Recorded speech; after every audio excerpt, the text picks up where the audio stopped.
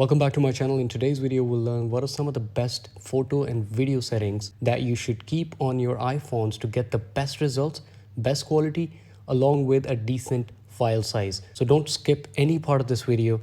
Keep watching till the end.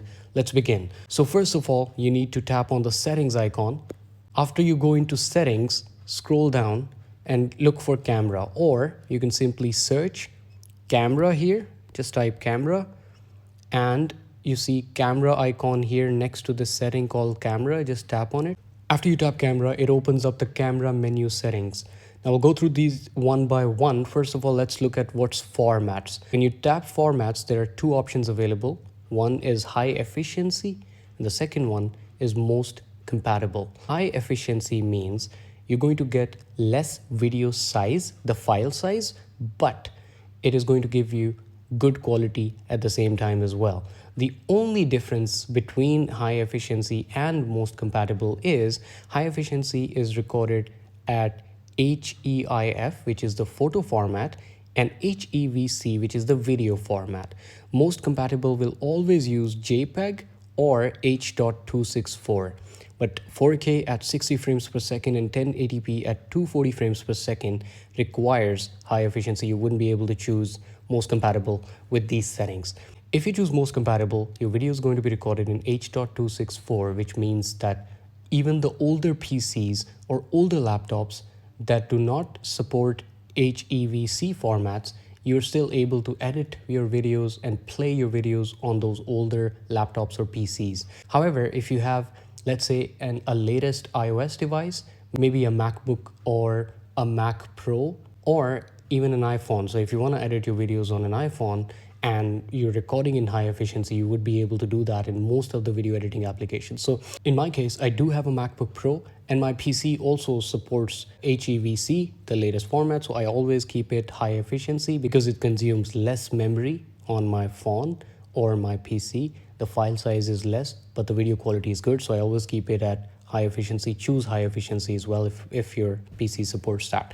Next is record video, and it asks you for a format. Now, when you tap on this, it gives you multiple options. So you can record at 720p at 30 FPS, 1080p, 30 FPS, 60 FPS, and then I do have 4K option in my phone. If your phone supports 4K, you should always go with 4K. The best resolution possible on your phone, you should always be going with that. So in my case, I always keep it at 4K 60 frames per second. Because if you keep it at 4K 30 FPS, let's say as an example, the easiest way for me to explain is if you go outside and you're shooting a video, when you move your camera, and if you have it at 4K 24 FPS or 4K 30 FPS, there's going to be jerk that you would notice in the video. But if you keep it at 4K 60 frames per second, you would not notice that jerk and your video is going to look buttery smooth. If you haven't tried this setting, or if you're on an iPhone, this option is available on your iPhone.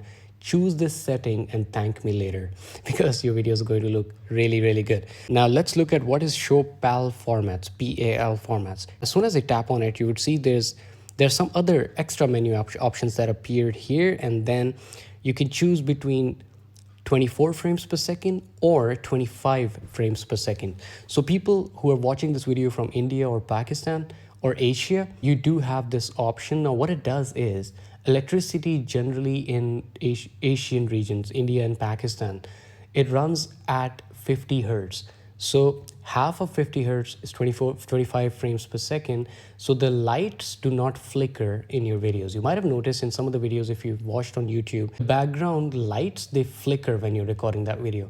That's because of that. So if you're noticing that issue specifically indoors, choose the 25 frames per second option and your light is not going to flicker in the videos and they'll look better.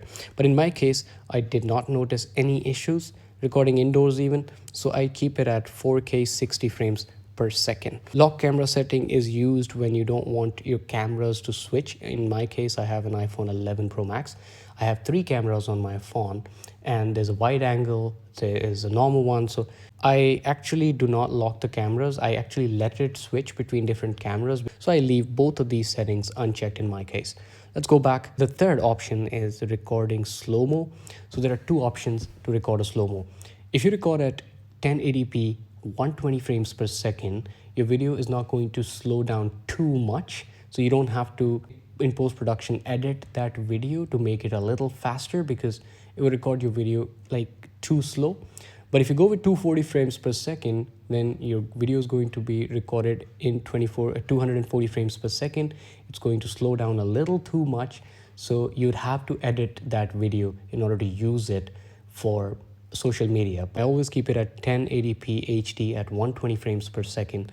Works the best for me. Next option is record stereo audio. So there are two options, there's mono and there's stereo. If you uncheck this, then your audio now is going to be recorded in mono mode, which means that both speakers are going to work simultaneously.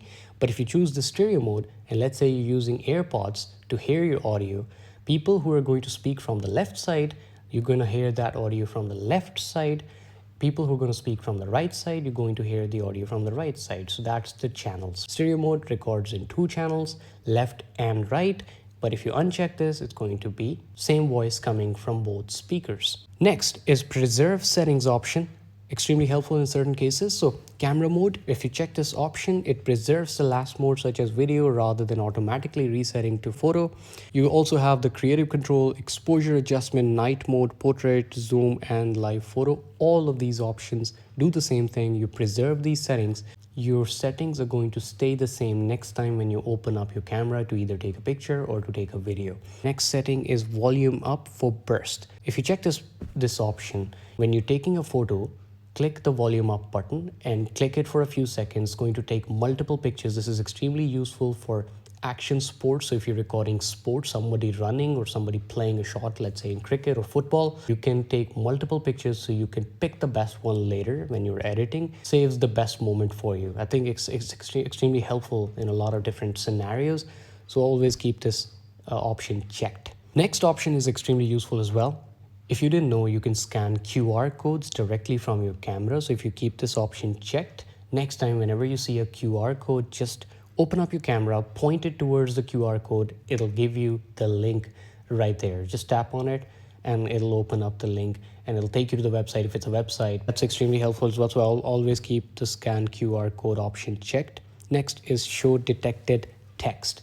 iOS devices, especially iPhones, give you this option that if you see a text, let's say written on a computer screen, TV screen, or maybe just on a signboard outside your window, point your camera there and it'll detect the text. You can simply copy the text from there. So let's say if it's a phone number written on a board, just point your camera there. It'll give you the option to copy that text and save it in your phone. Extremely helpful again, so I always keep it checked. Next is composition. You can see the grid option, mirror front camera, and view outside the frame. Grid option shows a grid on your camera screen when you're trying to take a photo. Mirror front camera means that normally when you open up your front camera, it's going to show you the exact same view that you actually see in real life. But if you mirror it, it's going to mirror it, flip it, basically. View outside the frame, so it gives you a view that's outside of the actual picture frame as well, so you can see how much area you're covering. Photo capture, prioritize faster shooting. You can choose this option. You can keep it on or off. What it does is it intelligently adapts image quality when rapidly pressing the shutter button. Last option, you should always keep that on as well. Extremely helpful to take good quality photos and videos. That is Smart HDR. It intelligently blends the best parts of separate exposures into a single photo. So after I've tapped this, after I've started using the Smart HDR option, I've noticed a lot of difference in the quality of my photos. We have already covered the camera options. Let's go to photo and I'll show you what do you get in the photos options. You can see iCloud. So iCloud Photos, check this and it'll automatically upload and safely store all your photos and videos in iCloud. So you can browse, search, and share them from any of your devices. Another benefit of this is in case, God forbid, you lose your phone or you lose your device, you have that data stored on the cloud servers. You can simply log on to your iCloud account and download all of them later on.